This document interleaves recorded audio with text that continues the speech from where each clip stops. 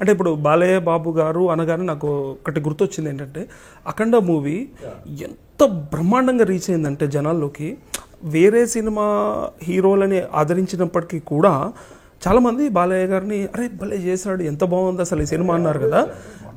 అంటే ఇంతకుముందు వాళ్ళ ఫ్యాన్స్ కాకపోయినప్పటికీ కూడా, వేరే హీరో ఫ్యాన్స్ అయినా కూడా బాలయ్య గారి ఫ్యాన్స్ లాగా అరే భలే చేశాడు అని చెప్పి చాలామంది ఇంట్రెస్టింగ్గా చూస్తారు సినిమాని.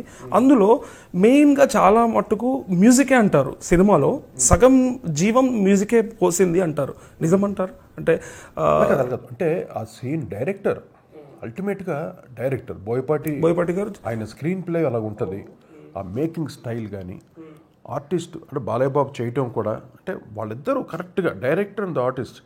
ముఖ్యమైన క్యారెక్టర్ అది, ఈశ్వర క్యారెక్టర్ అది, అఘోరా క్యారెక్టర్ చాలా ముఖ్యమైన క్యారెక్టర్ కదా అది. దానికి మ్యూజిక్ కూడా బాగా బ్యాక్గ్రౌండ్ ఎన్హాన్స్ చేసింది. ఏంటి మొత్తం శ్లోకాలు మంత్రాలు వాటిని పెట్టేసరికి ఆ ఇంపాక్ట్ ఫుల్గా అలాగా. అది డైరెక్టర్స్ మెయిన్గా ఆ visual and the music Thaman వాళ్ళకే వెళ్తున్నది మెయిన్గా. ఆ విజువల్స్ అది క్రియేట్ చేశాడు కదా డైరెక్టరు, ఆటోమేటిక్గా మ్యూజిక్ వచ్చేస్తుంది అక్కడ అంతే. దానికని మనం ఏం జుట్లు పిక్కోనక్కర్లా, ఆ ఇంపాక్ట్ చూపిస్తాడు డైరెక్టర్, విజువల్స్ ఇంపాక్ట్. అక్కడే అబ్బా దీనికి శ్లోకాలు పెడితే బాగుంటుందిరా, పలానా మ్యూజిక్ చేస్తే బాగుంటుంది, ఆటోమేటిక్గా ఐడియా వస్తుంది కంపోజర్ అలాగా.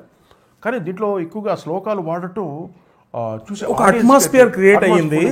ఆ బ్యాక్గ్రౌండ్ స్కోర్ కూడా చాలా బ్యూటిఫుల్ గా, అంటే దాన్ని ఇట్లా ఇన్వాల్వ్ అయ్యేలాగా అదే ఎందుకంటే ఇప్పుడు సౌండ్ సిస్టమ్ కూడా మీకు అలాగ వచ్చేసింది. ఏది ఫుల్ డిటిఎస్ డాల్బీలు చెప్పాను కదా, అట్మాస్ అనేది.